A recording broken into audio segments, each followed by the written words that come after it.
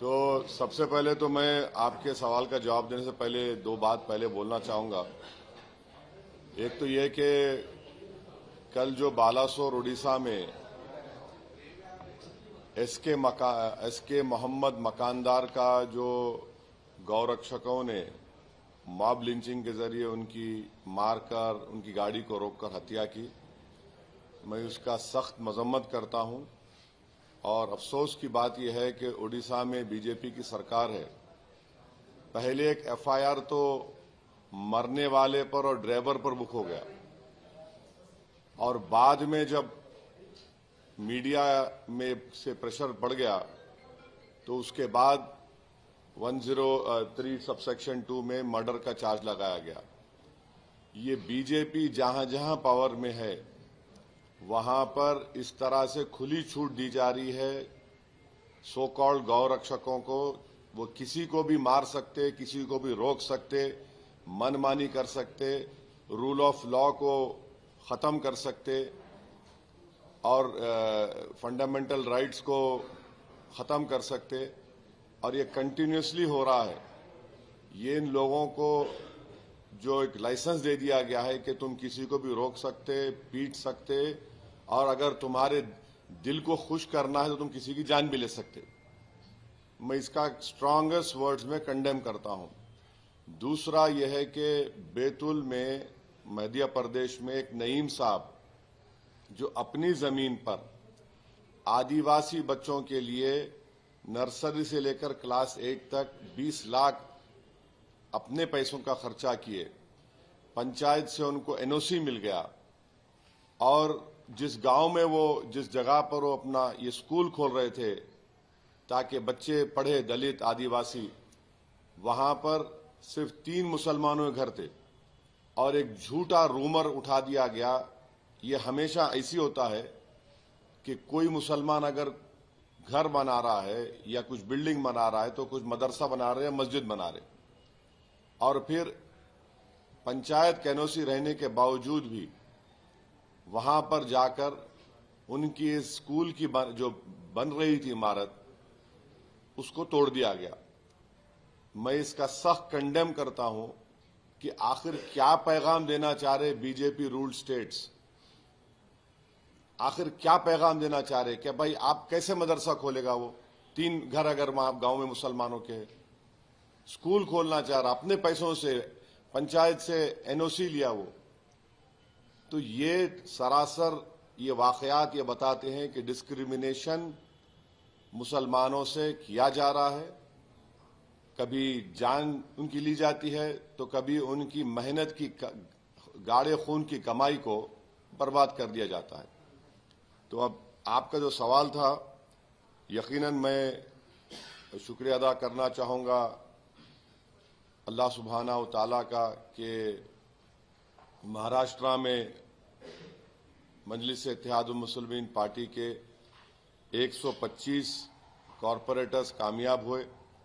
मैं शुक्रिया अदा करना चाहूँगा महाराष्ट्र की आवाम का कि उन्होंने बढ़ चढ़कर अपने वोट का इस्तेमाल किया, और मैं शुक्रिया अदा करना चाहूँगा उन तमाम वोटर्स का जिन्होंने एमआईएम पार्टी के कैंडिडेट्स को अपने वोट से, अपनी दुआओं से नवाजा और हमको इस कामयाबी से हमकिनार किया।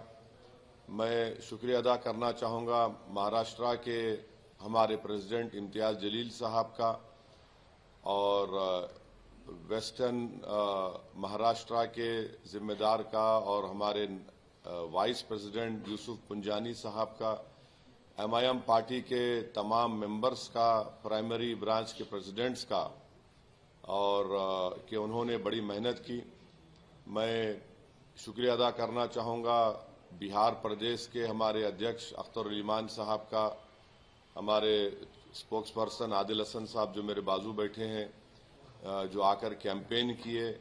और मैं शुक्रिया अदा करना चाहूँगा तेलंगाना के एमआईएम पार्टी के फ्रोल लीडर अकबरुद्दीन ओवैसी साहब का, अहमद बलाला साहब का, जनाब कौसर मोहिउद्दीन साहब का, मुबीन साहब का, और रहमत साहब एमएलसी का, रियाजुल हसन अफंदी एमएलसी का, और जितने हैदराबाद से एमआईएम पार्टी के कॉरपोरेटर्स, एक्स कॉरपोरेटर्स, मेंबर्स जो गए, और मुंबई में हमारे एक्स एमएलए जनाब वारिस पठान साहब का, शोलापुर के इंचार्ज थे अनवर सादात का, इन तमाम लोगों की मेहनत और जुस्तजू की वजह से अल्हम्दुलिल्लाह एक बहुत अच्छा रिजल्ट आया है। और मैं उम्मीद करता हूं कि जो हमारे कॉरपोरेटर्स कामयाब हुए हैं वो आवाम की उम्मीद पर उतरेंगे, क्योंकि मैंने पहले भी कहा था कि जीतना लगता है बड़ा मुश्किल, मगर जीतने के बाद जो मराहिल सामने आते हैं उसको कामयाबी से अबूर करना, आवाम की उम्मीदों पर उतरना, आवाम को दस्तयाब रहना और अपने बॉडी लैंग्वेज में, अपनी जबान से जो आप मिलनसारी के मज़ाहरे आवाम से करते हैं इलेक्शन के इंतखाबी मुहिम के दौरान, उसी को बरकरार रखना बहुत ज़रूरी है।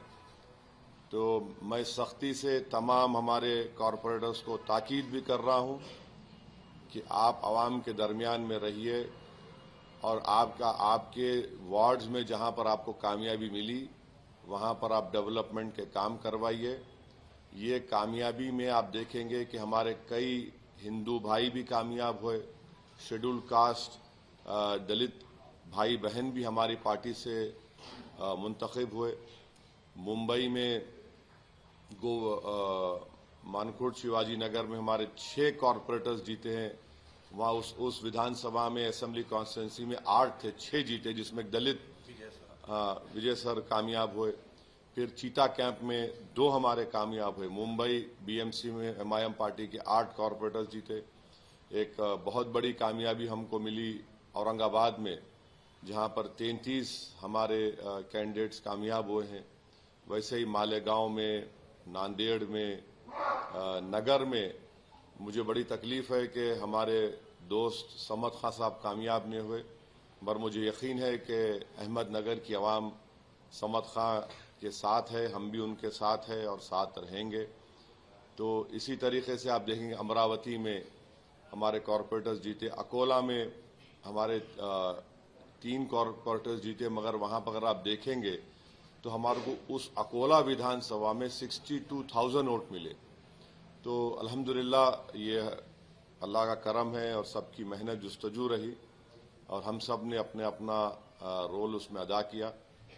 मैं उम्मीद करता हूं कि हम लोग अच्छी तरह से काम करेंगे। और फिर मैं स्ट्रांगली ये बात भी कहना चाहूँगा, जहाँ जहाँ एमआईएम के कॉरपोरेटर्स कामयाब हुए हैं वो पॉलिसी मैटर में कोई डिसीजन ना लें जब तक पार्टी का कोई फैसला नहीं होता। जाहिर है आपसे कंसल्ट किया जाएगा, आपसे बात होगी, चाहे वो कोऑप्शन का मेंबर हो, चाहे वो स्टैंडिंग कमेटी बनाने का, जो भी हो।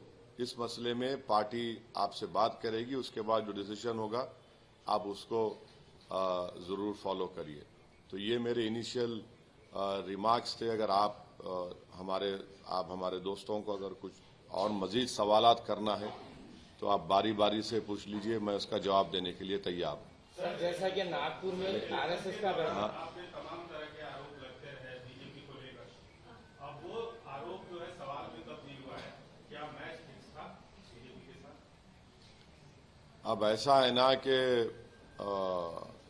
जो आरोप लगाते, तो हैदराबाद में कहावत है, गिरे तो गिरे टांग मेरी ऊपर। तो अब मैं उसका तो इलाज मेरे पास नहीं है। आप आरोप लगाइए, मुझे कोई फर्क नहीं पड़ता, मगर आप एक बात उनको समझना चाहिए कि अगर आप इस तरह से अनाप शनाप बक रहे हैं तो आप ना सिर्फ जो जनता निकलकर वोट डालकर हमको कामयाब करी, आप उनको तकलीफ दे रहे हैं। और उनको अगर आप तकलीफ देंगे तो मजीद और नीचे जाएंगे इंशाअल्लाह आप लोग। तो ये तो इलेक्शन था, हर एक को इख्तियार था अपनी पसंद नापसंद का इजहार करने के लिए। अब अगर औरंगाबाद में 33 मेरे जीत गए, मुंबई में हमारे 8 कामयाब हो गए, नांदेड़ में 14, मालेगांव में 21, अमरावती में 12, धुलिया में 10, नगर में 2, अकोला में 3, शोलापुर में 8, नागपुर में 6, चंद्रपुर में 1, मुमरा में 5, गोवंडी में 6, चीता कैंप में 2। तो ये तो आवाम का फैसला है। अल्हम्दुलिल्लाह ये हमारे पार्टी के जिम्मेदारों ने बड़ी मेहनत की, वहां पर दिन रात एक कर दिया। तो अगर वो लोग इस तरह से ये कहेंगे तो ये तो वहां की आवाम की तौहीन कर रहे हैं। और यकीन जानिए कि एमआईएम पार्टी और स्ट्रांग होगी इंशाअल्लाह। मुझे थोड़ी इस बात की वो है कि मैं वेस्टर्न महाराष्ट्र में जाके इलेक्शन कैंपेन नहीं कर सका, क्योंकि जब हम बिहार में थे उस वक्त डेट्स का अनाउंस हो गया था। तो थोड़ा वेस्टर्न महाराष्ट्र में अगर हम फोकस करते तो शायद वहां पर भी हमारे और कॉरपोरेटर्स जीत सकते थे। तो खैर ये अब इनका तो कोई इलाज नहीं है। उनको लगता है कि वही जीते तो ही जमहूरियत की कामयाबी है। तो कोई बात नहीं, आप बोलते रहिए। हम अपना कामयाबी का सफर इंशाअल्लाह हमारी इज्तिमाई मेहनत और क़ुव्वत से तय करते आए और आगे भी तय करते रहेंगे।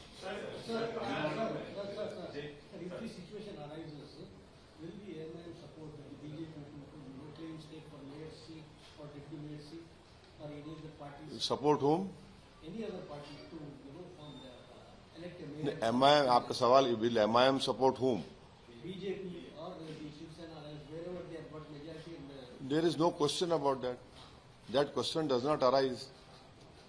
In Akot, the people of Akot have elected on MIM symbol 5 corporators. We had sent them a show cause notice and made them file a letter in their Akot municipality that the group in which they have joined in, which include BJP, they should give a letter that we are coming out of it. And I had personally warned them when they met me in Amravati that you must not take any policy decision. And I told them very clearly that alliance or no alliance, party will decide. But keep this in your mind. We cannot go with BJP at all or with NDA. So they did a mistake of supporting a BJP-sponsored candidate for the co-option member. Immediately, our state president Imtiaz Jalil Saab had suspended them.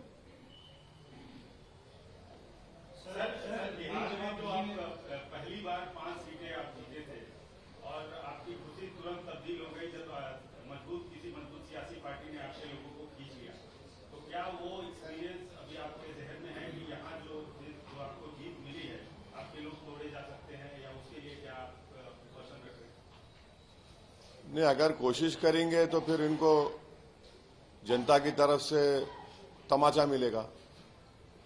Bihar में उन्होंने कोशिश की और क्या नतीजा निकला?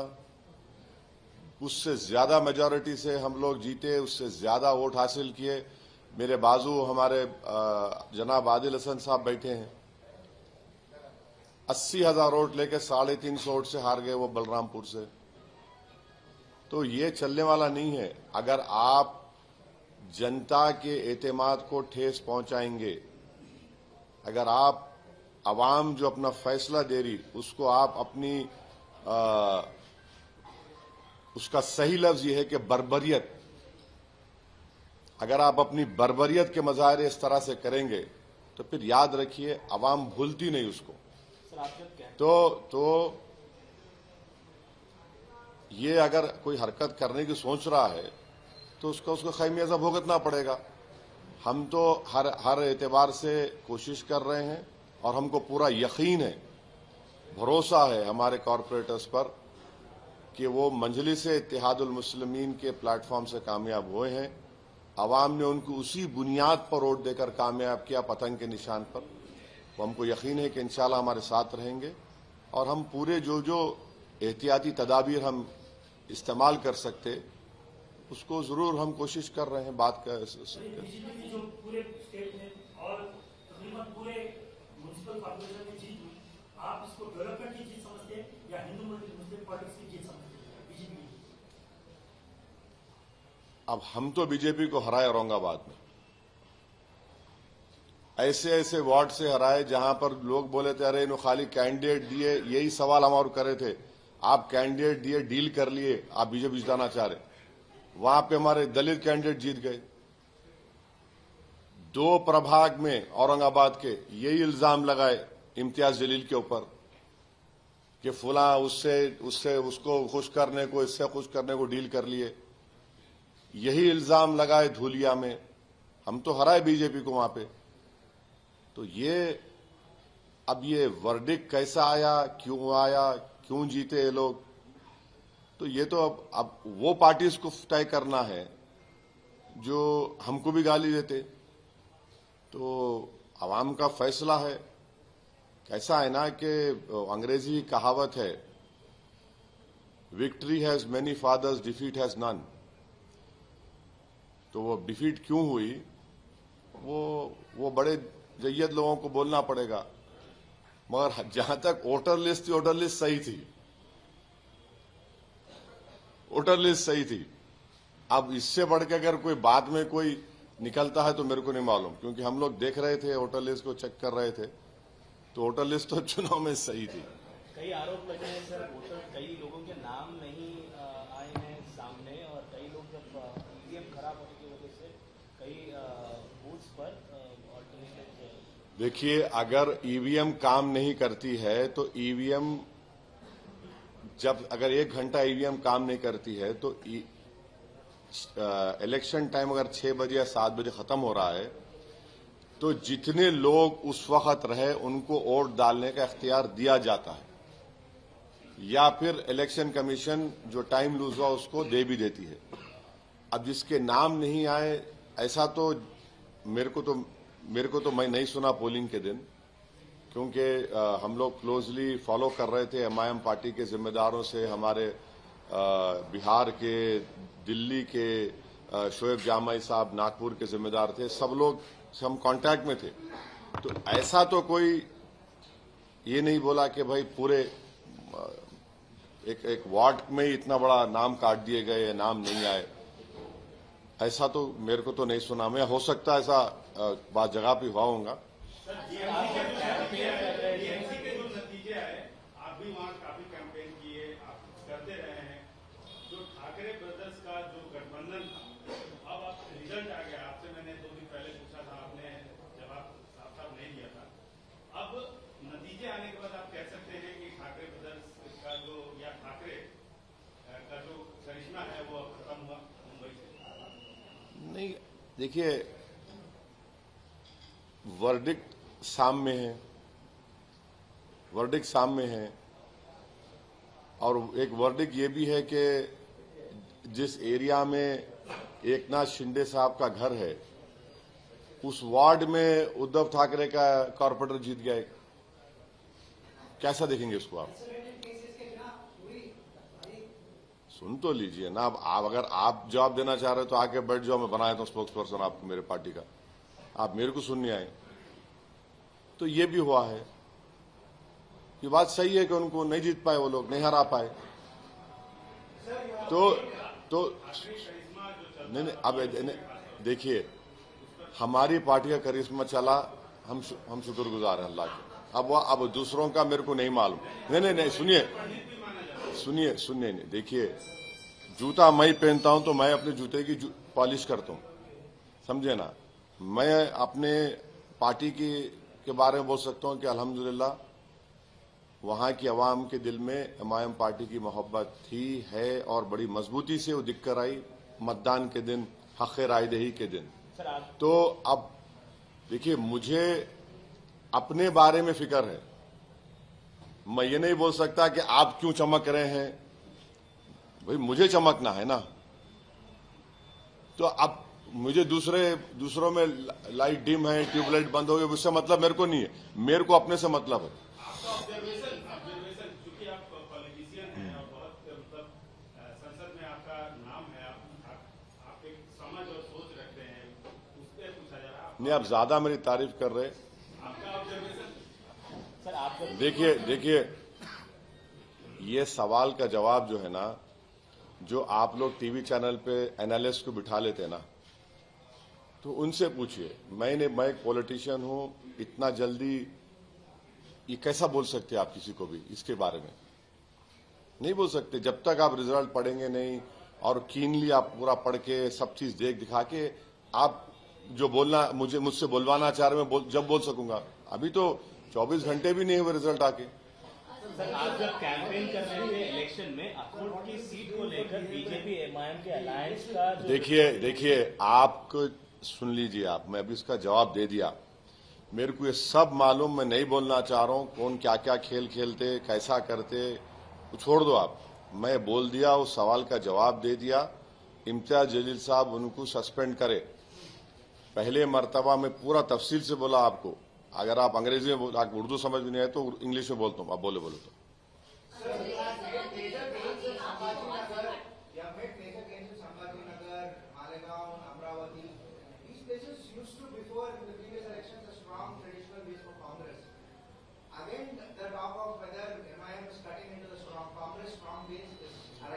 What questions is this? Are we living in a feudal system? You please tell me. Anyone can come and contest against, then you don't contest against me. Your information is wrong. Last time, you know how many corporators we won in Aurangabad? Please tell me. No, how many we won? You don't know. We won 25. From 25, it went to 33. So it is not, see, that is what we are saying. So ऐसा अगर आप बोलते रहेंगे, आप ऐसा था, ये था, तो अरे ये क्या है भाई? ये जमहूरियत है?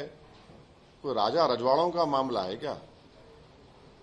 वो हमारे क्या बोलते अख्तर अली मान, वो डायलॉग उनका, जब अब कोई बोलो जरा तो, रानी के कोख से अब कोई राजा पैदा नहीं। हाँ, अब कोई रानी के कोख से राजा नहीं पैदा होगा। अख्तर अली मान का ये पेटेंट डायलॉग है, हर तकरीर में बोलते अख्तर अली मान, यही बोलते हैं ना। तो अब ये कोई रानी के पेट से राजा नहीं पैदा होता। नाम रख लो राजा, तो राजा नहीं बनता उन्हें। एक तो याद रख लो आप लोग, आप कुछ भी नाम रख लो उसको, गुलाब जामुन नाम रख लो, रसमलाई बोल दो, कुछ भी बोल दो। हाँ हाँ, हाल के जो चुनाव रहे उसमें कुछ खट्टी मीठी यादें एमआईएम पार्टी के लिए और आपके लिए भी रहे। क्या खट्टी मीठी यादें? कहीं जीत कहीं हार, इस तरीके से जो है आपका अभी हाल में जो बाकी राज्यों में रहा, तो ऐसे में ये वाली जीत एमआईएम पार्टी के नहीं, खट्टी मीठी कहाँ है? हम तो बिहार में अच्छा खासा अलायंस करके, माने हम तो पहले बोले बना लो हिस्सा आप हमको आपका।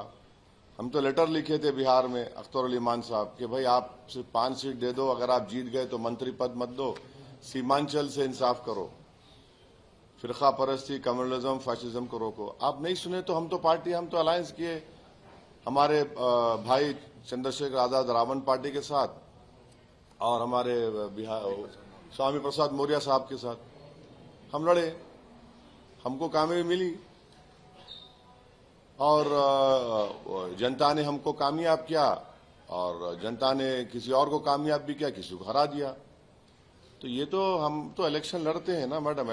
देखिए इलेक्शन लड़ना एक पॉलिटिकल पार्टी का बहुत बड़ा जिम्मेदारी भी होती है।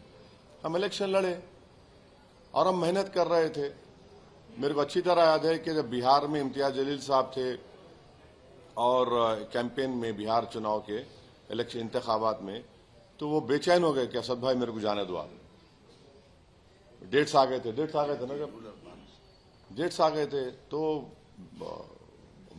दिन रात हम मेहनत किए, कोशिशें किए और एक इज्तिमाई तौर पर एक कलेक्टिव एफर्ट था महाराष्ट्र के जिम्मेदारों का पूरा। वो ठीक है, बाज हमारे पुराने लोगों को टिकट नहीं दे सके,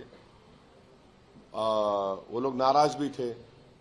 मैं जाकर उन जितने लोग मुझसे मिले, मैं उनको समझाया और वो मेरे विवाद को समझे कि भाई आप पार्टी में आ जाओ, काम करो पार्टी का, आपको पार्टी का काम करो। आप म्युनिसिपल कॉर्पोरेटर नहीं तो पार्टी तो है ना।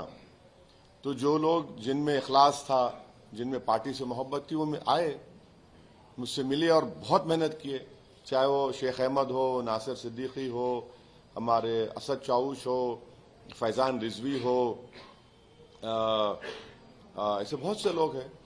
अब जो नहीं सुनना चाह रहे थे, वो उनकी मर्जी है, वो इलेक्शन लड़े, नतीजा सामने आ गया। ये जीत कितनी अहमियत रखती है? मैडम देखिए, मैडम चाहे वो एक छोटा एमपीटीसी के इलेक्शन की जीत हो, मैं उसको अपने सर और आंख पे उठा के रखता हूं। तो हर कामयाबी मेरे लिए बड़ी होती है।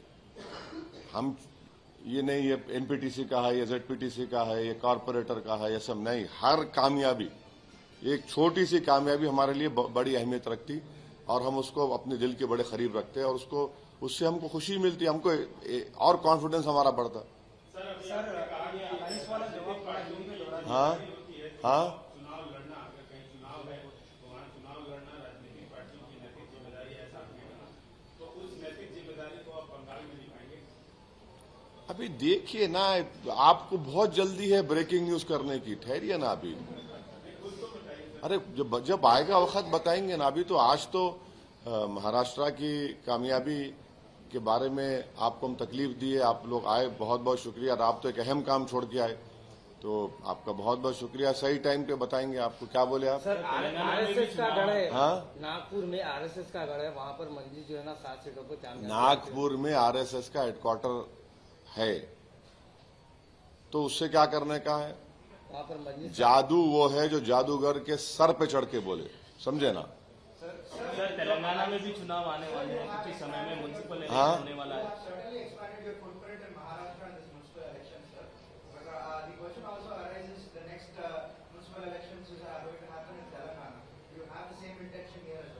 Why not? What is wrong in that? Yes, बिल्कुल। तेलंगाना में हम तो दे दिए, हमारा नोटिफिकेशन दे दिए, सब हमारे डिस्ट्रिक्ट हमारे प्रेसिडेंट्स को बोल दिए कि आप लोग जो लोग मजलिस से लड़ना चाह रहे हैं उनका नॉमिनेशन फिल करिए और तैयारी करिए। हम उनको 5 दिन का टाइम दिए, 2 दिन, 1 दिन तो हो गया, तो हम लोग बिल्कुल।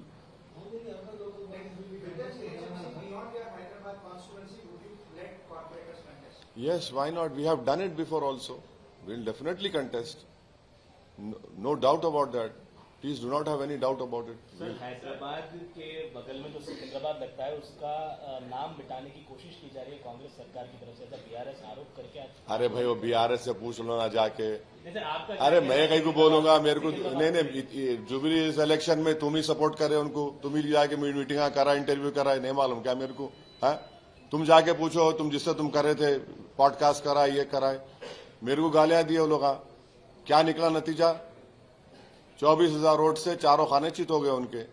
अब मैं और क्या करूं, बोलो आप? वहां दूल्हे भाई बाहर बैठे हुए हैं, बिहार में है, और हमारे गालियां दे रहे। अरे तुम इलेक्शन लड़ रहे, आप इलेक्शन लड़ा रहे, हमारे को बोल रहे आप। पोलिंग के दिन पूरे उतर गए दूल्हे भाई की तलवार बन के, कौसर मोहिउद्दीन घर पे चले गए। कौसर मोहिउद्दीन के घर के लोगों को गालियां दिए, टीआरएस वाले जाके 8-8, 10-10 गाड़ियों कॉन्वॉय में जाके। अब मैं क्या करूं? उससे मेरे क्या करने का है? मेरे को लड़ना है, लड़ूंगा, मैं सबसे लड़ूंगा, मैं पार्टी है। सर, महाराष्ट्र चुनाव से अलग हटके एक सवाल की इजाजत देंगे आप? नहीं, बिल्कुल करिए ना, आपको पूरी इजाजत है, जवाब देना मेरी जिम्मेदारी। सर, उत्तराखंड का एक मसला है कि वहाँ गंगा घाट पे हल्की पौड़ी पे नॉन हिंदू जोन घोषित, मतलब हिंदू जोन घोषित करने का, नॉन हिंदू नॉट अलाउड का, वो करने का मांग हो रही थी। अभी कुछ पोस्टर देखे गए वहाँ की। ये जो है संविधान के खिलाफ है, ये अनटचेबिलिटी है, ये संविधान के खिलाफ है, ये राइट टू इक्वालिटी के खिलाफ है। आप इस तरह अगर कानून मानते रहेंगे तो फिर क्या क्या हो जाएगा फिर? भाई देखिए, जो धर्म के रिचुअल्स हैं वो जाहिर है वो उसी धर्म के जिम्मेदार पंडित लोग करेंगे, जो भी रिस्पॉन्सिबल करेंगे। मगर आप बोलेंगे उस इलाके में ही नहीं आना, बोले तो कैसा होगा भाई? किस बुनियाद पे करेंगे आप? टीटीडी में आपको लिखना पड़ता कि आप हिंदू धर्म को फॉलो करते, वो शुरू से चले आ रहा है। तो ये कहां ले जाके छोड़ेंगे देश को फिर आप? तो उनको देखना चाहिए जो ऐसा इस तरह की बात कर रहे हैं। और गैर जरूरी कि आप, अरे भाई नौकरी क्यों नहीं देते? नौजवान बच्चों को नौकरी दो ना, नौकरी नहीं देते। आप ही के उत्तराखंड में एंजल चीमा को मार दिया गया, उसको चिंकी विंकी झूठे गलत बातें बोलकर, जो बच्चा एमबीए कर रहा था, जिसका बाप बीएसएफ में सिपाही है, जो हमारी सरहद की हिफाजत कर रहा है, उसको आप माने उसको जस्टिफाई कर रहे मार के। फिर आप वो नफरत है फिर वो, क्योंकि वो आपकी तरह नहीं दिखता। ये जितने जो लोग जो फिरका परस इस तरह की बात करते हैं, उनको लगता है कि सब लोग हमारी तरह रहना। अबे तुम हो कौन? हम सब तो एक ही उसमें पैदा हुए ना। तुमने एंजल चीमा को मार दिया, उसमें कुछ नहीं बोलते, अभी सब भूल गए लोग। वो बच्चा, नौजवान बच्चा 22 साल का, अपनी जान से महरूम हो गया। तो ये गलत हो रहा है। ये महाराष्ट्र के डिप्टी सीएम एकनाथ शिंदे का बयान दिए कि मंदिर की कामयाबी देश के लिए खतरा है। ऐसा है, उनको खतरा नजर आ रहा। उनका जो बर्फ पिघल रहा ना, वो आइसक्रूट का गोले का किस्सा मालूम ना आपको, वो हो गया वो। तो बर्फ पिघल रहा उनका, तो उनको कुछ नहीं दिखा तो हमारे को बोल रहे। औरंगाबाद में उन सभा में थे, एक पतंग आ गई, ए पतंग कटी कटी कटी बोले। अब किसके कट गई औरंगाबाद में?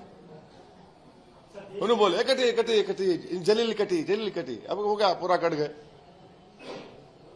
उन्होंने एकनाथ शिंदे साहब को हम बोल रहे कि आपकी बर्फ पिघल रही, आप जिसके साथ है ना, उन्होंने पूरा बर्फ पिघला रहे आपकी। स्लोली आप जा रहे। आप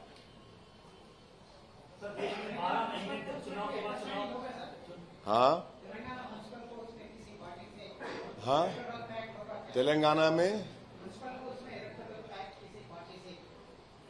नहीं, अभी तो सब कुछ भी नहीं है ना, कुछ भी नहीं है अभी तो। हाँ, लड़ेंगे जब हालात सिचुएशन देख के उस वक्त क्या होता। अभी तो बोलना, अभी तो नहीं है कुछ। अरे तुमको बंगाल ऐसा है यार कि मिष्टी डोई तुम खिलाना चाह रहे क्या मेरे को? ऐसे दिख रहा है मेरे को। ठहरो जरा। हाँ लड़ेंगे। अरे बंगाल का बताएंगे आपको, बताएंगे जल्दी क्या है उसमें। देश में चुनाव के बाद चुनाव होते रहते हैं। 12 महीने आप चुनाव में बिजी होते हैं, आप प्रधानमंत्री लोग।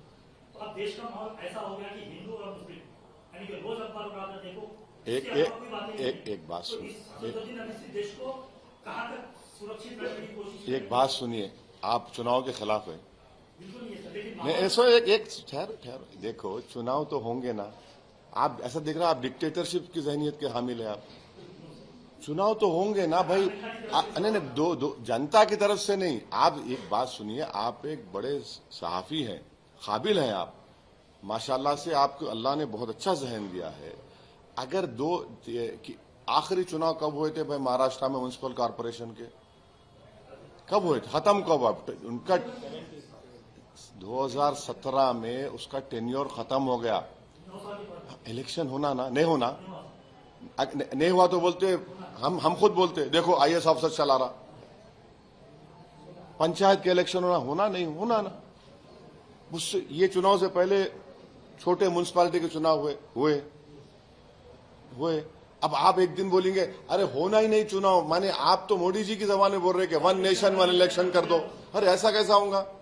अरे भाई आप समझो, आप जो तीर मेरे पे मारने की कोशिश कर रहे हैं ना, ऐसा दिख रहा है कि वो तीर मोदी जी दिया आपको मारो बोल के अब दूसरा साल 1 नेशन 1 इलेक्शन कर दो। 5 साल में कोई चुनाव नहीं होना। अरे क्यों नहीं होना? अरे सुनिए एक बात, इलेक्शन होगा तो जो हुक्मरान रहता उन्हें टोस पे रहता आपने।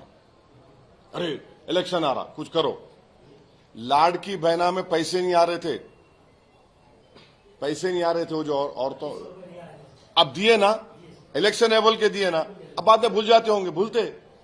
इलेक्शन से रूलिंग पार्टी के लोग फिक्रमंद रहते। तो आप जो थॉट प्रोसेस, माफी चाहता हूं, आप बड़ी इज्जत से बोल रहा हूं, आपका थॉट प्रोसेस लिख रहा कि 1 नेशन 1 इलेक्शन चाह रहे आप, वो नहीं हो सकता। वो इलेक्शन अब उन्होंने बनते होंगे तो आपको चाहिए कि उनसे पूछना आप, मगर उन्हें प्रेस कॉन्फ्रेंस ही नहीं करते तो वो परेशानी है ना। आप जरूर पूछिए उनसे, मैं भी तायद करता हूं, पूछो आप कि ये क्यों हो रहा, ये क्या हो रहा। मगर चुनाव तो होंगे ना भाई। इलेक्शन नहीं होना बोल तो क्या मतलब? अब आप मेरे को बोल हर चुनाव में जाएंगे, मैं क्या करूं? एक बात सुनिए, चुनाव नहीं रहता, मैं मेरे हेडक्वार्टर में आके बैठे रहता हूं यहाँ पे 11 बजे से लेके 3 बजे तक, फिर एरिया में जाता हूं, लोग लाके शादी का रुखा देते, बाज़ वक्त 12-12, 13-13 शादी रहते, और माशाल्लाह से हैदराबाद में क्या है, दूल्हे मियाँ जो है 10:30 बजे आते। मेरे को कभी सोचता हूं मैं कि इन्हें 10:30 बजे आए तो घर को जाके दुल्हन का चेहरा कब देखता हूँ इन्हें? आप बिलीव नहीं करेंगे, मेरे को बाज़ वक्त तो जो हम लोग रहते 11:30 बजे बुलाते। अरे मैं पूछता हूँ मियाँ 11:30 बजे रात को क्या है बाबा, तुम घर कब जाएंगे? अरे चले आते। तो ये काम करना पड़ता, काम कर रहे, हमारी पार्टी के तमाम लोग, जिम्मेदार लोग काम कर रहे, मेहनत कर रहे। इलेक्शन देखिए, मैं क्या एनजीओ हूं, एक पेपर पढ़ के वो ऐसा हुआ था, मैं पॉलिटिकल पार्टी का है, हम जिम्मेदार है। अब बिहार से क्यों आए बिहार से? उनको बुलाए, आदिल को कोर्ट में केस जा रहे थे दिल्ली में, मेरा तुम निकल के आओ, आए उन्होंने। पिछले 15 दिन से महाराष्ट्र में फिर रहे। तो पार्टी का काम है, हम लोग पॉलिटिकल पार्टी के मेंबर है, हमारा ओढ़ना बिछोना पार्टी के लिए काम करना है। अब पार्टी का काम इलेक्शन में भी होता है, इलेक्शन नहीं रहा तो जनता का काम में मसरूफ रहते।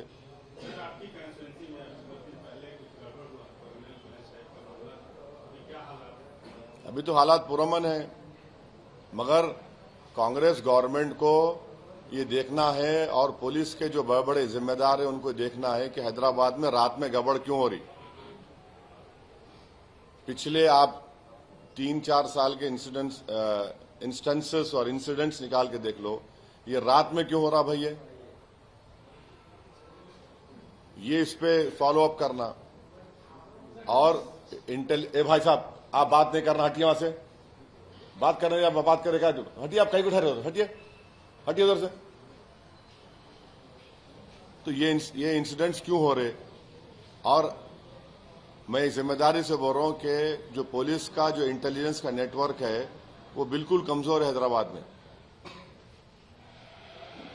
इनको मालूम ही नहीं हो रहा क्या हो रहा। और चौथी बात यह है कि इनके जो सो कॉल्ड पीस कमेटी के मेंबर हैं वो बेचारे तो खाली उर्दू की शेर शायरी में बल्कि फूलकार पहना के बैठ जाते खामोश,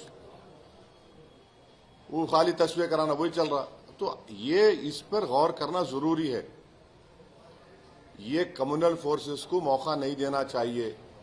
और सबसे अहम बात यह है कि हैदराबाद एक ब्रांड है, सिर्फ तेलंगाना के लिए, पूरे देश के लिए, और एक इकोनॉमिक हब बनते जा रहा है। अब ये सरकार फ्यूचर सिटी को प्रमोट कर रही, ये इंसिडेंट्स क्यों होना? फिर नहीं होना चाहिए। तो इनको सोचना चाहिए, गहराई से डीपली सोचना चाहिए।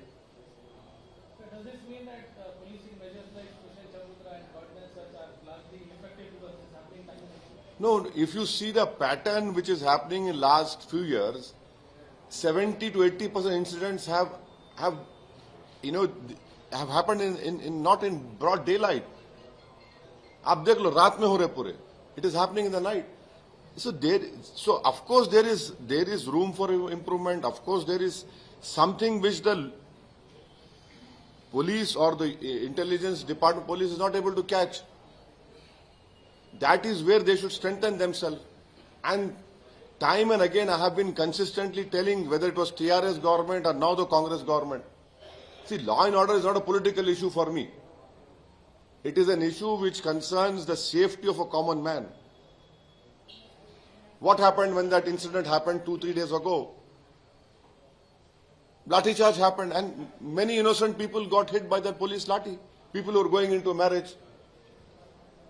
They don't know, they were crossing that road.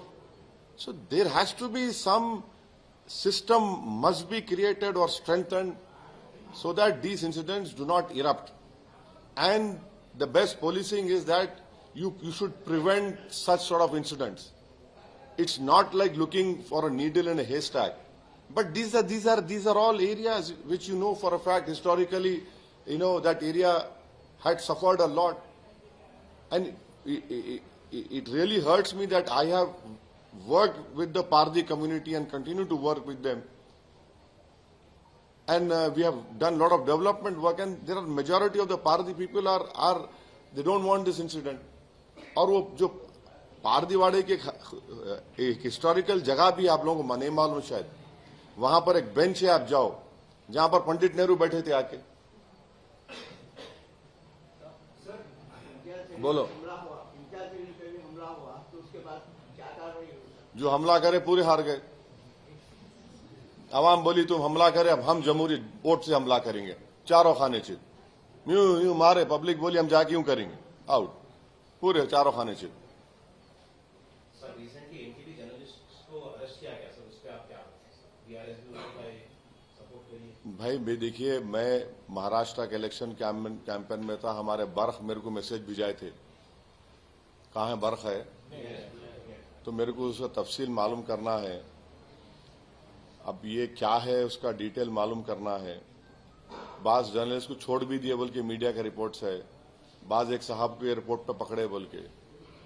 तो सहाफी आज़ादी का मैं ख्याल रहा हूं, तो अब इस पर्टिकुलर इंसिडेंट के बारे में क्या है, मैं आप लोगों से बाद में बात करके फिर तबसरा कर सकता हूं।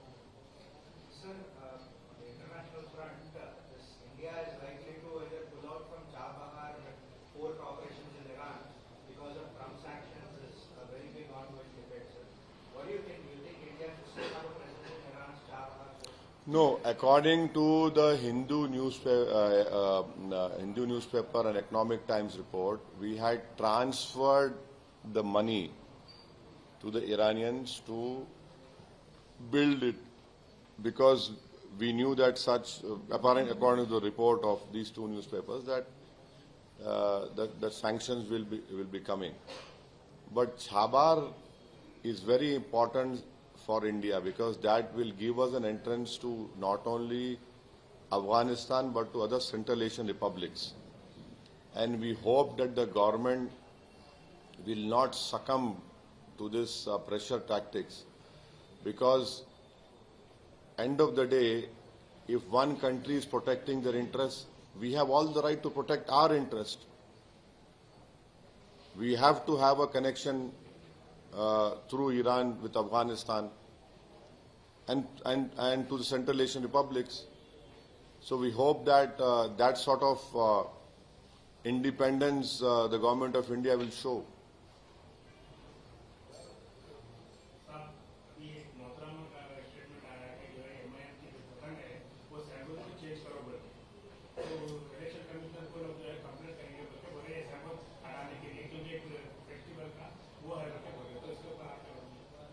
अब क्या बोलेंगे अब उनको।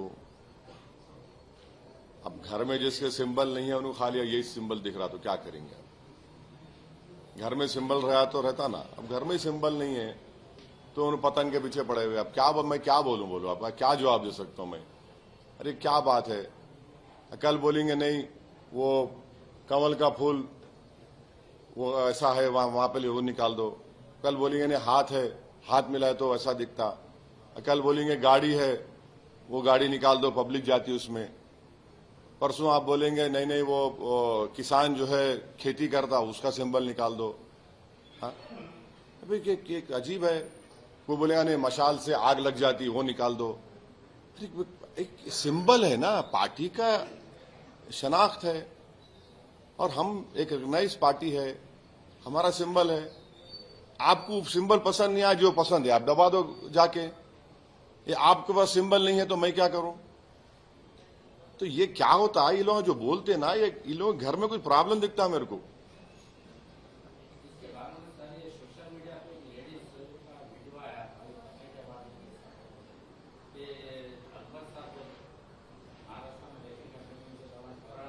हाँ अब वो अकबर साहब से तो ज्यादा मोहब्बत है, मेरे से ज्यादा हैंडसम है ना उन्होंने। और कुछ अभी देखेंगे सर, देखेंगे। हमारे वकील साहब पार्टी प्रेसिडेंट है, सबसे बात करना है, बात करके हम लोग डिसाइड करेंगे। बिहार में बंगाल का जो है आदिल साहब को मैं भिजाया था। आदिल साहब से हम बात करने वाले हैं। उन्होंने जाके 3-4 दिन में गुजारे हैं, पूरा लिए हैं, और हम बात करेंगे।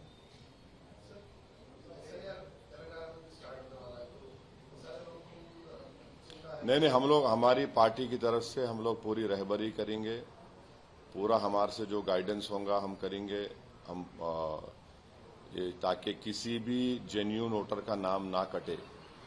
और सबसे बड़ा खतरा क्या है कि अगर किसी का नाम इंक्लूड नहीं हुआ है तो मैं इसकी मुखालिफत इस बुनियाद पर करता हूं एसआईआर की कि इलेक्शन कमीशन कोई अख्तियार नहीं है मेरी सिटीजनशिप चेक करने का।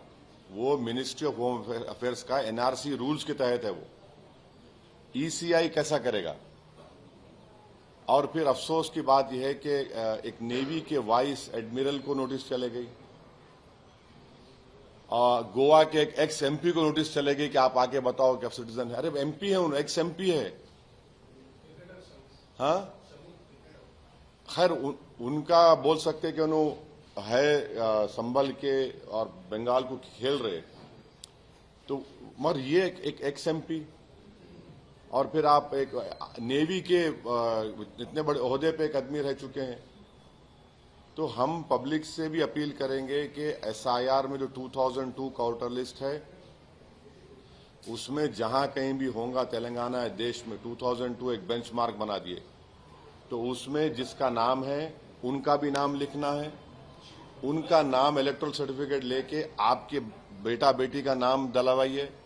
और जो 10 डॉक्यूमेंट्स है, मैं चीफ मिनिस्टर रेवंत रेड्डी साहब को बोला हूं कि जितने गवर्नमेंट के मी सेवा सेंटर्स है जहां से आप 10th का सर्टिफिकेट, बर्थ सर्टिफिकेट दिया जाता, उसको पब्लिक अगर अप्लाई करेंगे तो आप प्लीज उसको दीजिए ताकि वो डॉक्यूमेंट्स लगा के उनका नाम शामिल किया जा सकता। अब नहीं मालूम गवर्नमेंट इस पे हमारी रिक्वेस्ट पर रिप्रेजेंटेशन पर क्या एक्शन ली, वो तो आपको गवर्नमेंट से पूछना पड़ेगा, तेलंगाना गवर्नमेंट को। मगर तेलंगाना में जो बोल रहे जब भी एसआईआर होगा हमारी पार्टी पूरा उसमें ताउन पेश करेगी और हमारी हत्तल इम्कान कोशिश होगी कि किसी का नाम जेन्युइन वोटर का नाम ना कटे, क्योंकि इसका रास ताल्लुक बड़ी बदबख्ती की बात है, अनफॉर्चुनेट है कि सिटीजनशिप से जोड़ दिए उसको। हाँ, क्या था? नॉन अलाइन थे। हाँ, अभी कैसा है अपना पॉलिसी, कैसा होना चाहिए recent political development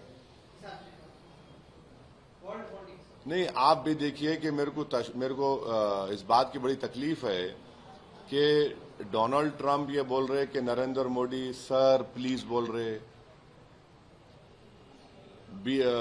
Donald Trump administration के मिनिस्टर बोल रहे कि मोदी साहब कॉल नहीं किए तो ट्रेड एग्रीमेंट नहीं होगा। ये कैसा है? ये हमारे सरकार को तो रिएक्ट करना चाहिए। भाई बीजेपी है मगर देश का प्रधानमंत्री है ना, ये कैसा होगा? सर, राजस्थान से एक बीएलओ का वीडियो वायरल। हाँ, वो बिल्कुल उन्होंने बोले कि जहां पे मुस्लिम वोट्स को निकालो बोले, तो ये तो इलेक्शन कमीशन को सुनना चाहिए, इलेक्शन कमीशन को सुनना चाहिए। और उनकी इस तकलीफ को मैं उनको सलाम करता हूं कि उन्होंने सच्चाई को बयान किया। यही तो हमारे को, इसलिए हम बोल रहे कि आप अपना नाम देखिए। एसआईआर जो है सिटीजनशिप से भी ताल्लुक उसका है, जो नहीं रहना चाहिए कानूनन। सुप्रीम कोर्ट में केस चल रहा, कब आएगा डिसीजन हमारे को नहीं मालूम। और फिर आपका वोट देने का राइट आपसे छीन लिया जाएगा। फिर आपका नाम निकल गया तो नोटिस दे सकते आपको। और उसके रूल्स में जो मेमोरेंडम इशू किया इलेक्शन कमीशन ने, अगर बीएलओ 2 मरतबा घर पे चले गए, आप नहीं रहे, तो उनको इख्तियार है कि फॉरेनर्स ट्राइब्यूनल को या फॉरेनर्स एक्ट के तहत उनको नोटिस भिजा देंगे। तो ये आसान नहीं है, इसको सब लोग सीरियस रहने की जरूरत है। हम तो तेलंगाना के जब एसआईआर शुरू होगा, मैं हमारे हैदराबाद के जिम्मेदारों से बातचीत किया हूं, इर्रेस्पेक्टिव ऑफ रिलीजन। सबको हम बोले कि हम लोग सब मिलके इसके ऊपर बोलना चाहिए कि जिसका नाम है और जो जेन्युइन वोटर है 18 साल के हो चुके हैं उनका नाम आना चाहिए, और हम लोग करेंगे पूरा। अनऑथराइज्ड पर्संस जो है हिंदुस्तान में पूरे घर घर जा रहे हैं, कार्ड चेक कर रहे हैं, जिनको कोई अथॉरिटी नहीं है, नहीं, बांग्लादेश घोषित कर। नहीं, अनऑथराइज है तो उनको आप बात ही नहीं करना, एंटरटेन ही नहीं करना उनको, उनसे बात ही नहीं करना, आप बात ही नहीं करना। और ये बांग्लादेशी बोलना, देखिए एक बात सुनिए, जो बीजेपी नहीं समझ रही है, अगर आप ऐसी तरह से बोलते रहेंगे तो बांग्लादेश में जो एक रेवोल्यूशन आया वहां पे, वो जनता का रेवोल्यूशन है, और बांग्लादेश स्टेबल होगा तो भारत के लिए बहुत जरूरी है स्टेबल बांग्लादेश, नॉर्थ ईस्ट के लिए। हम इस तरह से आप बांग्लादेशी बोलेंगे तो पड़ोसी है वो, वहां पर पाकिस्तान, वहां के आईएसआई, चाइनीज और ऐसी ताकतें जो भारत से नफरत करते वहां पर पहुंच चुके हैं। तो हमको इस बात सोचना है, भाई देश के हित में बात करो तुम लोग। देश के हित में यह है कि बांग्लादेश स्टेबल हो, और हमारा कई हजार किलोमीटर का लैंड बॉर्डर और सी बॉर्डर भी है।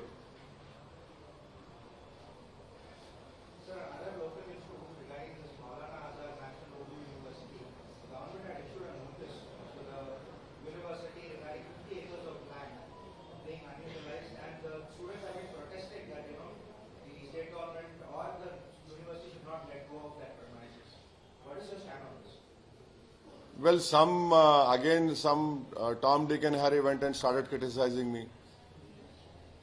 Why should I react now? Those highly qualified people standing beside some highly qualified politicians who lost elections, every time they have to talk about my party. Why? Do they even know that how Manu was formed? Do they even know that during UPS time it was Asaduddin Owaisi who had got the then MOS HRD to Manu? Do they even know that it was Asaduddin Owaisi who had opened the first Manu school in Farooq Nagar? From class 1 to 10 CBSE course is being taught. Do they even know that 8 crores building was constructed on a police land with the permission of YS Rajshekar Reddy's government? And when YSR came over there to inaugurate that school building in Farooq Nagar, which I don't know, you have not gone over there. Sometime you must go and see the good work we have done. Rajshekar Reddy, he came in a bus. He said, "This is the building you want me to inaugurate?" I said, "Yes, sir." He said, "I will not inaugurate." I was shocked. I said, "Why are you saying this?" He said, "No, why? How can you get only one school? What about the whole of Andhra Pradesh?" In front of me, YS Rajshekar Reddy spoke to, I think so, the HRD minister was Kapil Sibal, and one principal secretary of HRD who later on went to become the chief secretary of Chhattisgarh. Rajshekar Reddy spoke on on a cell phone to these two ministers and me, and saying that I want more such schools. If the Manu University is trying to give it to private people to develop that area, we also condemn that. And we don't want that if that land is given to Manu, it should remain with Manu. But to make such baseless allegations against MIM, this is a cowardly act. You want to fight me politically, come out and fight me politically. And don't tell me what about Manu. I know more about Manu. There is a standing committee report when I was a member of Ministry of Social Justice and Ministry of Minority Affairs. You should see my contribution in those reports, what I have talked about Manu and everything, or what we have spoken in the parliament. Recently, in the last parliament session, I had talked about Urdu language, and I had said, please strengthen Manu. And I'm warning the Manu administrators, you should not finish Urdu to promote English language over there. That university was formed for the Urdu language. It was Urdu University under an act. I hope they don't do that.